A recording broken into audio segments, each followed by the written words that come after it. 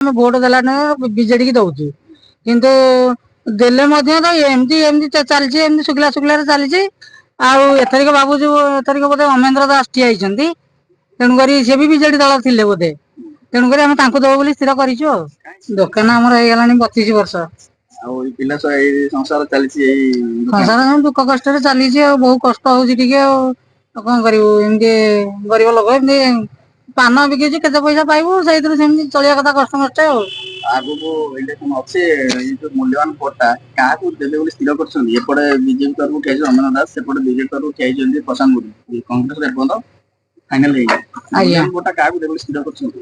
ମୂଲ୍ୟବାନ ଭୋଟ କାହାକୁ ଦବୁ କଣ ଆମେ ତ ଆମେ ହଉଛୁ ବିଜେଡି ଦଳର ବୁଝିଲେ କି ଆମ ହେତୁ ପାଇଲା ଦିନ ଆମେ ଭୋଟ ଦେଲା ବିଜେଡି କି ଦଉଛୁ କିନ୍ତୁ ଦେଲେ ମଧ୍ୟ ତ ଏମିତି ଏମିତି ଚାଲିଛି ଏମିତି ଶୁଖିଲା ଶୁଖିଲାରେ ଚାଲିଛି।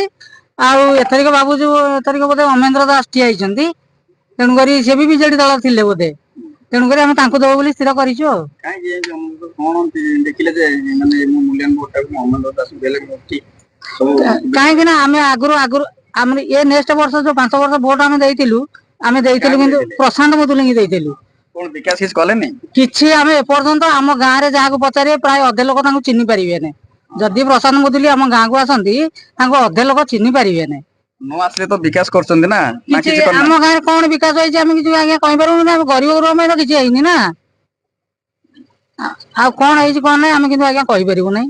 ଏବେ ସ୍ଥିର କରୁଛନ୍ତି କାହାକୁ ଭୋଟ ଦେବେ? ଆମେ ଏବେ ସ୍ଥିର କରିଛୁ ଆମେ ଦବୁ ଅମରେନ୍ଦ୍ର ଦାସଙ୍କୁ ଦବୁ ଆଉ। ଆମ ପଞ୍ଚାୟତ ଆମ ପଞ୍ଚାୟତ ଯଶବନ୍ତପୁର।